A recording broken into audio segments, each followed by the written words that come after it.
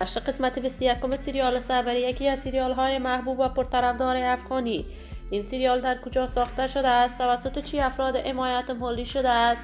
سریال صبر تاکنون چی مقدار پول درآمد داشته است؟ گفتنی های تازه بازیگران این سریال و درآمد میلیونی سریال صبر.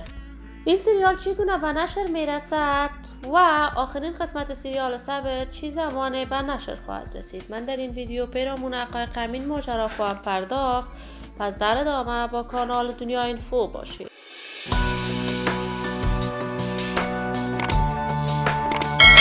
سلام و سلامتی نثار تک تک از شما دوستداران و همراهان نهایت ارجمند کانال دنیا اینفو.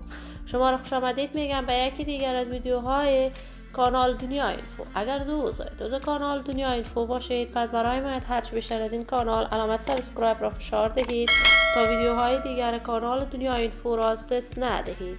سریال صبر یکی از سریال های محبوب، پرطرفدار و مشهور در میان مردم افغانستان بوده است. علاقه‌مندان و دوستداران خاص خودش را داشته است.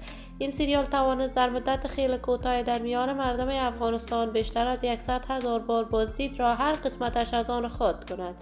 سریال صبر نمایانگر زندگی افغان ها بوده است. این سریال محبوبیت و مشهور خاصه است. سریال صبر تمامی نقش آفرینانش یوتیوبران مشهور افغان هستند که در کشور پاکستان زندگی می کنند و یک روز در میان این سریال از طریق کانال یوتیوب رویا به نشر می رسد.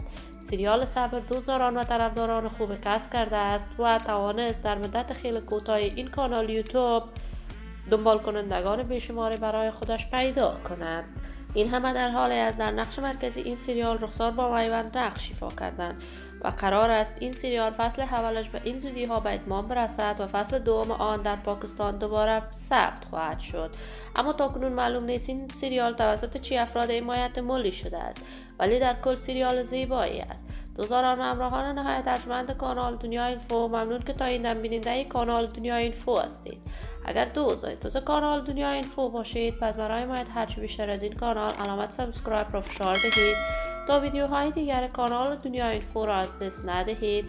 تا درود دیگر، هر یک از شما نازنینان نهایت ارجمند کانال دنیا اینفو را به الله منان امانت گذاشته موفق و کامیاب باشید.